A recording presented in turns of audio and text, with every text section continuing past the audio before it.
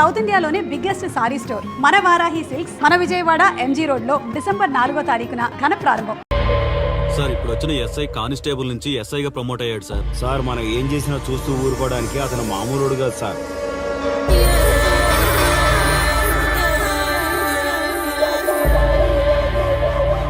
అతను మనకు అలవాటు అయ్యేంత వరకు మనం కొంచెం కంట్రోల్లో ఉందాం సార్.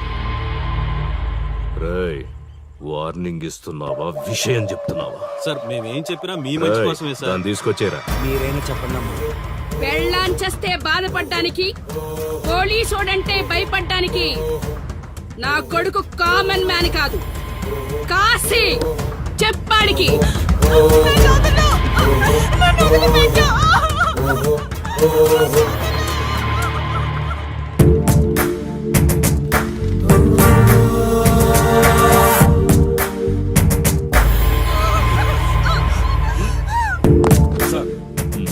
మీరున్నారంటే ఇక్కడ ఎంక్వైరీ చేయడానికి వచ్చాం సార్. కాశీ అంటే ఎవడెక్కడ? నా కొడుకు ఊళ్ళో లేడు. వస్తే కౌరెడతా, అప్పుడు రా. కనిపిస్తే అరెస్ట్ చేసి నీకు కబురెడతా, అప్పుడు నువ్వే రావాలి. నీ పెంపకం కరెక్ట్ కాదు. పదండి.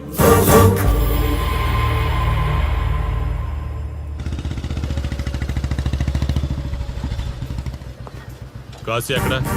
ఊర్లో లేడు. వస్తే స్టేషన్కి రమ్మని చెప్పు.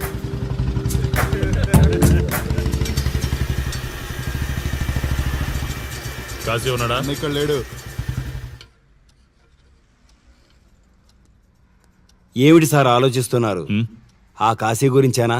మీరు ఈ ఊరికి కొత్త సార్. మీ కొత్తగా ఉంటుంది, వింతగా ఉంటుంది. మాకంతా అలవాటైపోయింది సార్. సార్, ఇతనిపై 120 కేసులు పైగా ఉన్నాయి సార్.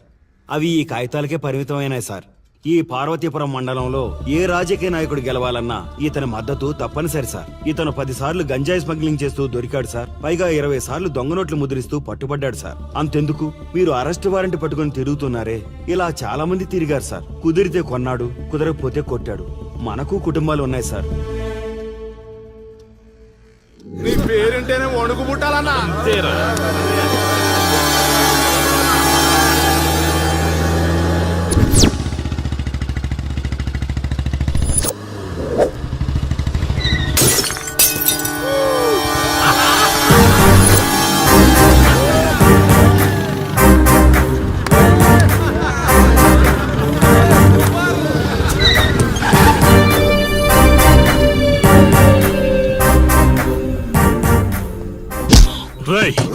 ఒళ్ళు బలిసిందా? రోడ్డు మీద తాగుతున్నావు?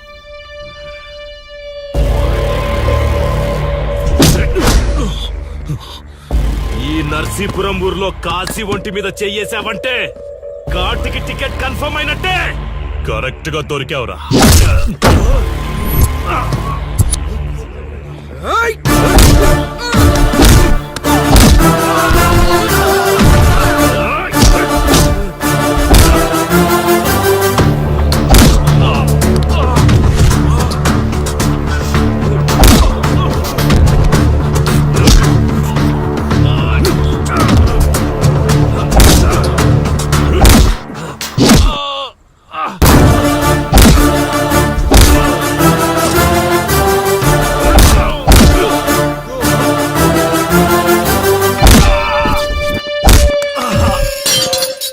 సార్, మీరు చాలా రిస్క్ చేస్తున్నారు సార్. నేను డ్యూటీ చేస్తున్నాను. 3 రోజులు గవర్నమెంట్ హాలిడేస్. నేను వైజాగ్ వెళ్తున్నాను. కాశీ అంటే భయపడే వాళ్ళని ఇంటికెళ్ళి భజన చేసుకోమని చెప్పండి. తిరిగి వచ్చాక వాడిని కోర్టులో ప్రొడ్యూస్ చేస్తాను. వాడిని వదిలే ప్రసక్తే లేదు. నమస్తే సార్. ఎక్కడ మీ ఎస్ఐ? వద్దా? ఎందుకు వద్దన్నావు కాశీ? చెత్త నా కొడక, ఊర్లో కాశీని విధవం చేసి వదిలేద్దామనుకుంటున్నావా? కాశీ పేరు వింటేనే ఊళ్ళో ఉచ్చ పోసుకునేవాళ్ళు, కానీ ఇప్పుడు కాశీ ఫోటో కనిపిస్తే ఉచ్చ పోసేలా చేశాడు. ప్రాబ్లం నాది, పోయిన పరువు నాది. నేను చూసుకుంటాను. పో.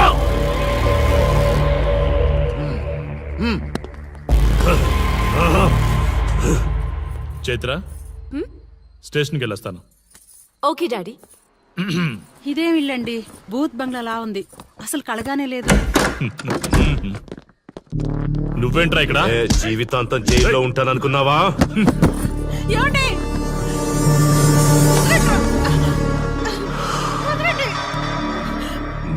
దీంట్లో అసలు అందమే లేదురా. రేయ్, ఏంట్రా వాగుతున్నావు? డాడీ ఏమండి? చైత్ర హే, నా డాడీని వదలండి వదలండి వదలండి. ఒక్క నిమిషం ముందు అబద్ధం చెప్పాన్రా. అందమంతా నీ ఇంట్లోనే ఉంది. ఏయ్, ఎవరికెంత కసుందో తీర్చుకొని వచ్చేయండి.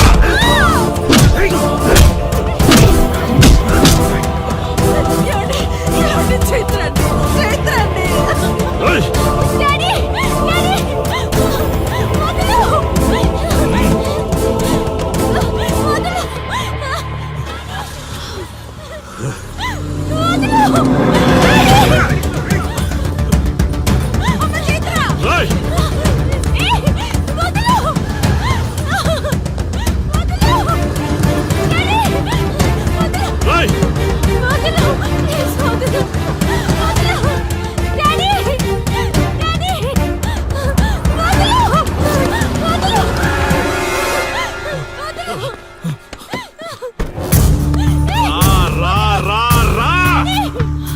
నీ డ్యూటీ నువ్వు చేసుకో, తప్పు లేదు. నా పెళ్ళాం కేసులో వేలు పెట్టి నా గురించి తెలుసుకోకుండా ఈ ఊర్లో అడుగు పెట్టి నేనంటే భయపడే ఈ జనం ముందు నా మీద చెయ్యి వేశావు. అది తప్పు. చూడు చూడు, నువ్వేం పోలీసోడివిరా. కిలోమీటర్ పరిగెత్తేసరికి ఒంట్లో ఓపిక చచ్చిపోయిందా? డాడీ వదలు డాడీ.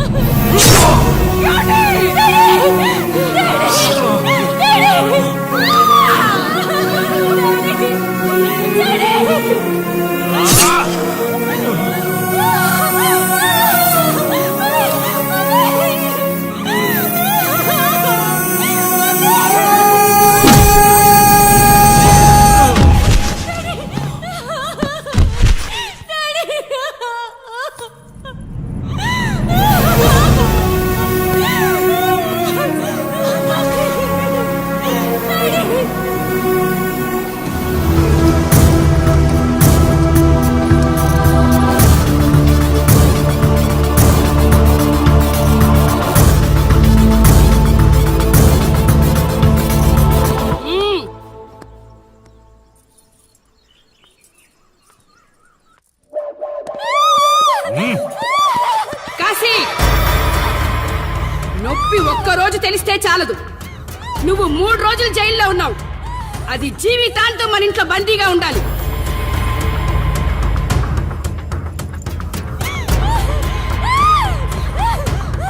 కట్రా తాళి. ఎక్కడికి పోతావే?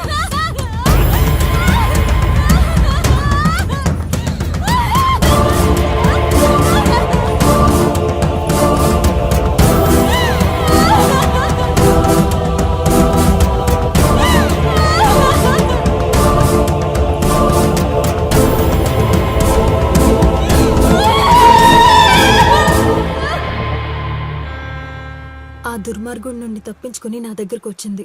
ఆ తర్వాత నీకు తెలిసింది.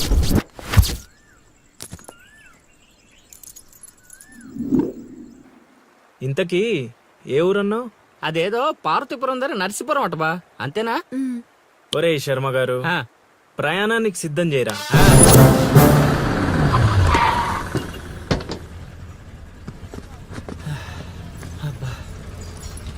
బా, ఊరు చాలా పెద్దదిలా ఉంది. ఎక్కడ వెతుకుతావు? రే శర్మ గారు, నడవడానికి కాళ్ళు, తిరగడానికి ఓపిక 2 ఉన్నాయి కదా. ఐసులా పోనే. పోసేసుకుంటున్నాడు.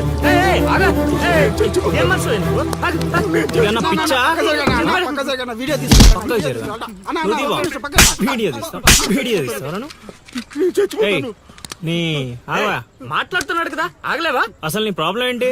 చెప్తే ఆరుస్తారా తీరుస్తారా? నా సావు నన్ను సావనివ్వండి. అయ్యా, చచ్చేదో చెప్పిసావు, మాకు క్లారిటీ ఏడ్చింది. ఏరా, నువ్వు పత్తి రైతువా? కాదు, వరి రైతుని. వరికి పురుగు పట్టిందా? కాదు, పంట కూడా బానే పండింది, డబ్బు కూడా చేతికొచ్చింది. పంట పండితే పండగ చేసుకోవాలి. ఈ సావులేంట్రా? బావా, నువ్వేం డీల్ చేయి, నేను వెళ్ళి చైత్ర గురించి తెలుసుకొని వస్తాను. ఇప్పుడు చెప్పు అంకుల్, ఏంటి నీ ప్రాబ్లం? నేను ఇక్కడ అప్పు తీసుకున్నాను. డబ్బులు వచ్చాయన్నావు కదా, ఇచ్చేయి. ఇచ్చేద్దామని నిన్ను అనుకున్నాను ఆడసలు పుచ్చుకోనే లేదు. ఎందుకు వడ్డీ ఎక్కువైందా? వడ్డీ వాడు పక్కన ఉంచేయ్. ఆడ అసలే వద్దన్నాడు. మంచిదేగా, డబ్బులు మిగిలాయి. ఏటి మిగిలేది? సిక్కంతా ఇక్కడే ఉంది. ఊరు అమ్మోరు పండుగ మొదలై 3 రోజులు అయింది. అయితే ఏటైతే ఆడి దగ్గర అప్పు తీసుకున్న వాళ్ళందరి ఇంటి ముందుని రోజుకు ఒక డ్రామా వేస్తున్నాడు. అదిగో టెంట్ కూడా రెడీ అయిపోయినది. టెంట్ వేస్తే? అది నీకు టెంట్ లాగా ఉందా? నాకు పాళ్ళలాగా ఉంది. ఆ? అర్థం కాలేదా? రా చూద్దుగానే. అదిగో చూడు, ఇదిగో ఇది పరిస్థితి. నేను నీ ఇంటి ముందు వేసినారు, ఇవాళ నా ఇంటి ముందు వేస్తున్నారు. ఏవే ఆ కిరసనాల డబ్బా అటుకురా. ఎవడరా బాబు, జనాలు సావక ముందనే సమాధులు ఎక్కిస్తున్నాడు. ఎందరెందరో మహానుభావులను పొట్టన పెట్టుకున్నావు శ్మశానమా, నీకు ఇసుమంతైనను జాలి లేదా? ఎన్నో ఏండ్లు గతించిపోయినవి కానీ ఈ శ్మశాన స్థలం కన్నులు వచ్చిన మందభాగ్యుడు ఒక్కడైనను లేచిరాడు. చల ఆహా హార్మోనియం పద్యం రక్తి కట్టే సమయంలో దగ్గి డిస్టర్బ్ చేసావు కదరా ఎద్దవ్వా. వంకెతకలేనమ్మా డొంకెట్టుకు ఎలాడిందట. పద్యం మర్చిపోయినని ఒప్పుకోవచ్చు కదా. సాంఘిక నాటకాల హీరోయిన్ ఇంత గొప్ప హరిశ్చంద్ర నాటకములో నా పక్క చంద్రమతి వేషమంటే మాటలా? నాకే కౌంటరా? పద్మశ్రీ అయ్యగారు తాళాల దగ్గర ఇచ్చమంటారా? టైం కాదురా, నే చెప్తాగా. ముందా మంచినీళ్లు గొంతు శృతి చేసుకోవాలి. గురుగారు యాదవ సేతురం కాకపోతే రిహార్సల్స్ కూడా ఈ గెటప్లు ఏంటండి? ఒరే హార్మోనిస్టు, వేషం పడకపోతే పద్యానికి గొంతు పెగలదురా. మొదలెట్టండి.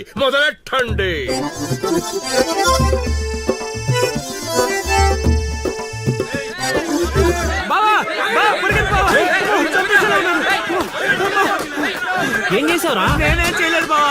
ఈ ఊళ్ళో చైత్ర అనే అమ్మాయి ఉంది, మీకు తెలుసా అని అడిగా. అంతే, చైత్ర అంటే చిత్ర అని వినిపించిందట. దాని పిల్లవట బావా. అరే శర్మగా, నీ ఎంత పని చేశారా?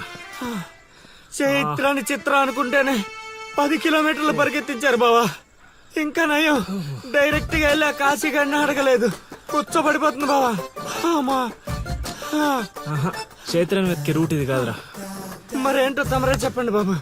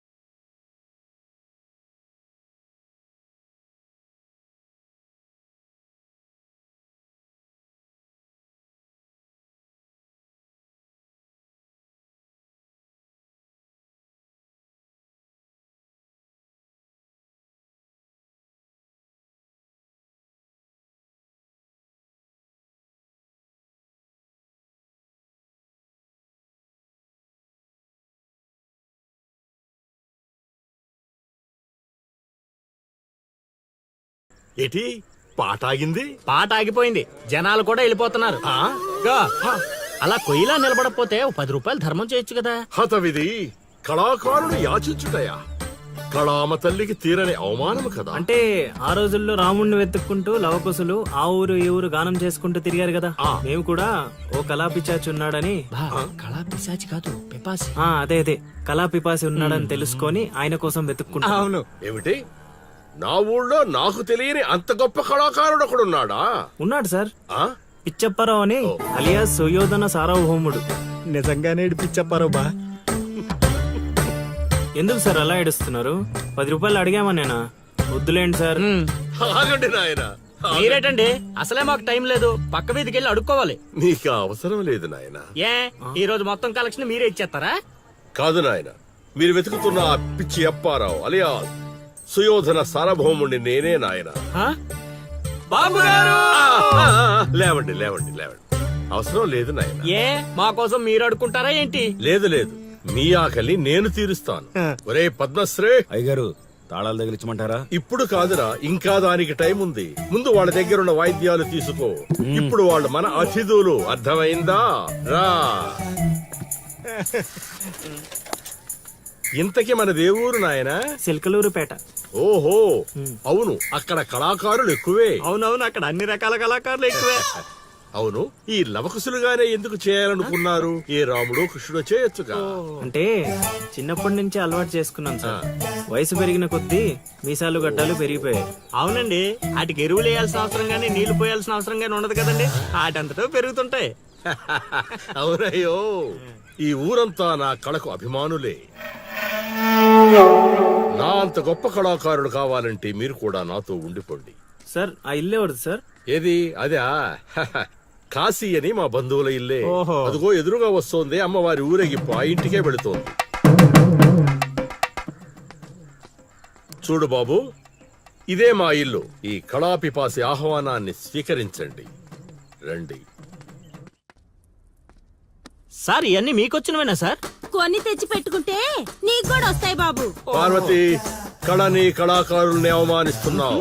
అలానే కదా బంగారు ప్రాసుల్ని కాస్త దాన్ని ప్రాసం చేసేశారు. ఆ ధాన్యాన్ని బియ్యం చేసి తింటేనే కదమ్మా బంగారమైన సంపాదించగలం, లేదా బంగారంలో బతకగలం. సెహబాడ్ సెహబాడ్, నీ మాటతోనైనా కొందరి కళ్ళు తెరుచుకోవాలి.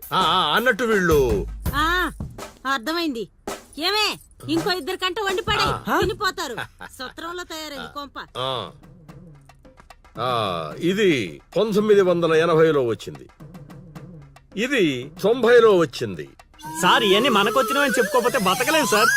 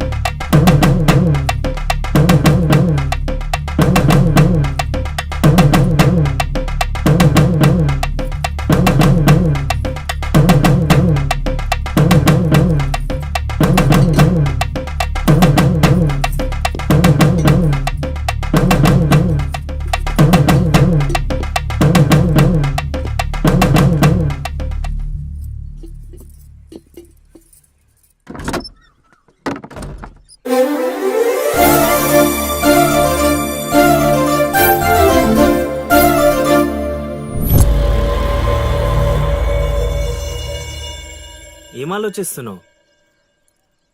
వెళ్ళిపోదాం పద ఇక్కడి నుంచి. ఎక్కడికి? మన ఊరికి. నాకే ఊరు లేదు. మా అమ్మ నాన్న చనిపోయి చాలా కాలమైంది. నేను ఒంటరి. అయినా నన్ను రమ్మడానికి నువ్వెవరు? అదేంటి అలా మాట్లాడుతున్నావు? నీకేమన్నా పిచ్చా? పద వెళ్దాం. ఒక్కసారి చెప్తే అర్థం కాదా? అయినా నీకు నాకు ఏంటి సంబంధం? ఏంటి సంబంధమా? ఒంటరి అన్నావు కదా, అదే ఒంటరిగా ఉన్నప్పుడు నీ మనసును అడుగు. నేను నిన్నెంత ప్రేమిస్తున్నానో నువ్వు నన్ను అంతే ప్రేమిస్తున్నావు అని అదే చెప్తుంది. నేను నీకు చెప్పానా? అయినా నువ్వే గాలికి తిరుగుతావు. ఎప్పుడు ఎలా ఉంటావో నీకే తెలీదు. అటువంటిది నిన్ను నమ్మి ఎలా రమ్మంటావు? అయినా వాడు నన్ను కొట్టుకుంటూ తీసుకొచ్చాడు. ఆ రోజు నువ్వు చూస్తూ ఉండిపోయావు. నిన్నేమనాలి? అదా నీ ప్రాబ్లం? ఈ మాత్రం కన్ఫర్మేషన్ చాలు నేను ఫిక్స్ అవడానికి. అయినా నేను ప్రేమించిన అమ్మాయికి పెళ్ళై ఉండాలని మా గురుగారు ఎప్పుడో చెప్పారు. ఆనందం వస్తే స్టెప్ లేకుండా ఏడ్చు కూర్చుంటారా? ఇప్పుడు చెప్తున్నా విను. తెలియకుండా తీసుకెళ్ళిపోవడం, చెప్పకుండా లేపుకెళ్ళిపోవడం కష్టం కాదు, నాకు ఇష్టం లేదు. తీసుకెళ్ళను లేపుకెళ్ళను అన్నానని నువ్వు దేనికి ఫిక్స్ అవ్వకు. ఎందుకంటే నా మాటకి నేనే ఫిక్స్ అవను. 24/7 ఎప్పుడైనా వస్తా. కొంచెం రెడీగా ఉండే.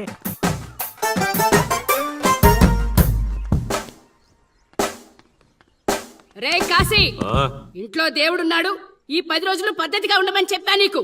And for more videos, please subscribe to I dream. Please subscribe to iDream. Please subscribe I dream. And please subscribe to I dream. For more videos, subscribe to iDream. Please like, share and subscribe to the channel. Congratulations iDream. Subscribe to iDream. Subscribe to iDream. so subscribe to iDream Media. iDream ki iDream team andarki huge congratulations. Please subscribe iDream media. Please subscribe to iDream. Subscribe iDream. Please subscribe to iDream. I dream అంటే నా కళల channel subscribe చేసుకున్న నోరు తిరుగుతలేదు. మీరైతే గంట గుర్తు కొట్టరు. For more such videos, please subscribe to iDream.